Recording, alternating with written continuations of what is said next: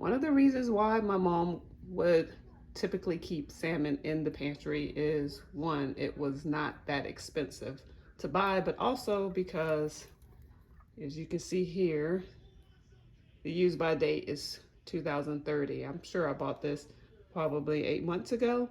So it was the sustainability of the salmon when you was going through tough times.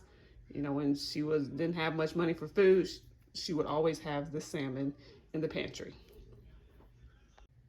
Also, with the ease of making it was another reason why I'm sure my grandma and my mom kept canned salmon. I think my grandma kept it for different reasons. You know, like catfish was something that was easy to come by in Alabama, but obviously salmon was not. But you know, it was just when you just didn't have the option for the fresh fish, my grandma would go for the canned salmon.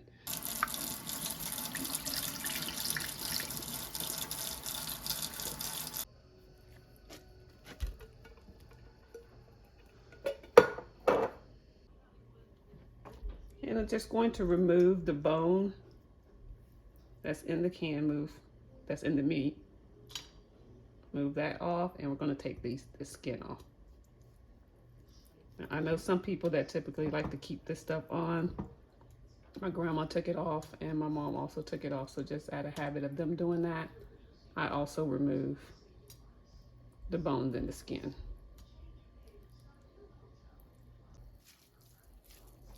Now I'm just breaking the salmon up with my hand. You can use a fork for this if you don't want to get your hands all in there.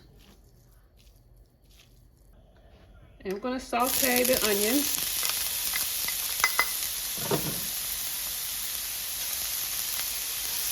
If you decided to add green peppers or red peppers to your salmon patties, then I would suggest sauteing that also. Sauteing just kind of helps release that flavor a bit. You're not ultimately cooking it. You're just trying to release the flavors. So when you add it to the salmon patties, the onion will have more of an enhanced flavor in the patty. And the peppers will also. All right, after a quick saute, we're going to move it back to the dish. Let it cool slightly before adding it in. Turn that off. Before adding it in with the salmon. All right, so from here, we'll just go.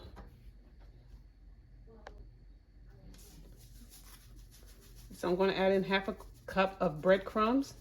This was something that my mom actually started to do. My grandma did not use breadcrumbs in her original recipe for salmon patties or salmon croquettes. She would use any leftover bread that she would have, or she would use leftover cornbread. You know, that was really the main thing that she would use. It would be cornbread that was definitely a few days old, you know, that kind of got dry, and then she would crumble it up and she would use that as her version of breadcrumbs.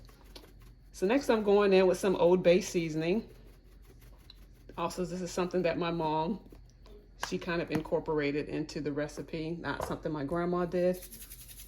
This is something I incorporate into the recipe, the lemon and pepper seasoning. It just gives it that nice tang, nice tartness. It already has plenty of salt in it, plenty of pepper. So this is what I use. This is about half a, maybe more like a teaspoon. I'm saying half a teaspoon. It's probably closer to a teaspoon. And the Old Bay seasoning, also about a teaspoon. Going in with some lemon juice. And I'm going to use 1 egg.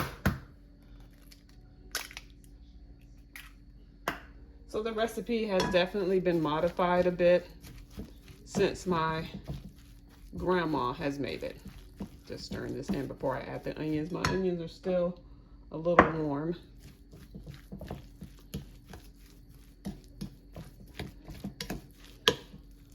My grandma would also use flour.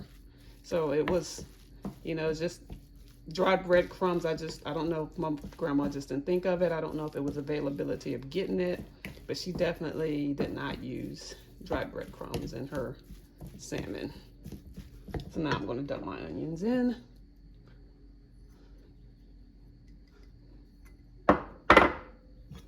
I'll stir that in. Some red peppers, green peppers would definitely give this a lot more color. It cooks a lot prettier. I'm just not a huge fan of having it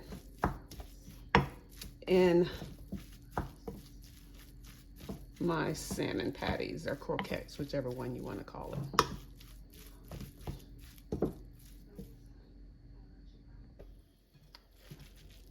Now to make the patties, you're just gonna form it in your hand. It's pretty, stays fairly well within each other. You're just gonna form it into a nice size patty. The size is really dependent on you, but this is, see, it kind of fits right in the palm of my hand. This is the size that I prefer to go with.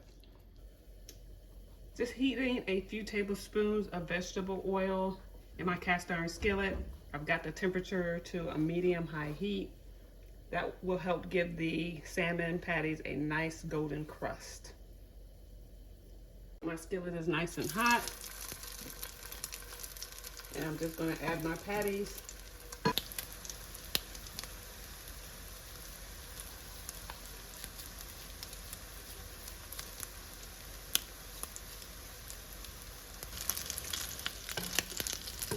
They only need a few minutes to cook per side. Like I said, maybe 3 to 4 minutes per side. And I'm just going to let them cook again. And usually when you flip it, you just kind of let it sit so it can get that nice coating on it. Because I try moving some a little early and then the pieces come off. So if you let it just sit there on the heat for a few minutes, it won't stick to the pan and you won't lose as much crumb like I'm losing here. So just when you flip it, just let it sit.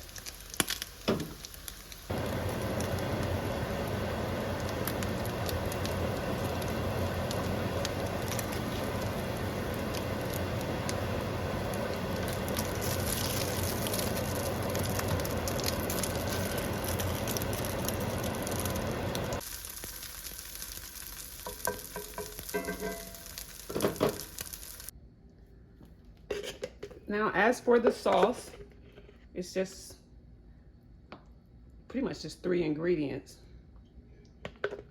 It's just some mayonnaise. I don't really have specific measurements, but if I had to say, it's, it just depends on how much sauce I guess you like, but this is probably a 1/4 cup of mayonnaise right here. I have some sriracha I'm going to mix in with the mayonnaise. Maybe about 1.5 tablespoons.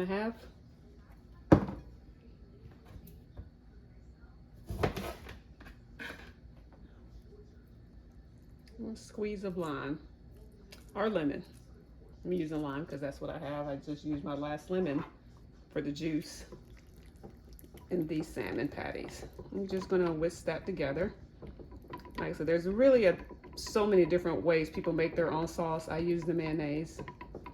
Some people use sour cream, some people use Greek yogurt, some people use a combination of them both, some people use ranch with sriracha. So the possibilities are endless. Now, sauce was not something that my mom or my grandma used. It was just not heard of, definitely, with my grandma. Sauce was not heard of with my grandma. The closest things you was going to get to sauce was gravy or ketchup. But grateful for modern technology where, yes, sauce is a thing that can go with salmon, and I actually suggest it. I hope this recipe brings back a few good memories, or maybe creates a few new ones around your own table. Sometimes the simplest meals become the ones we remember the most, and these salmon patties have certainly earned that place in my family. If you enjoyed cooking with me today, I'd love to have you join our little kitchen family by subscribing. Every week, I share recipes with a story behind them because I believe every recipe carries a memory worth passing down.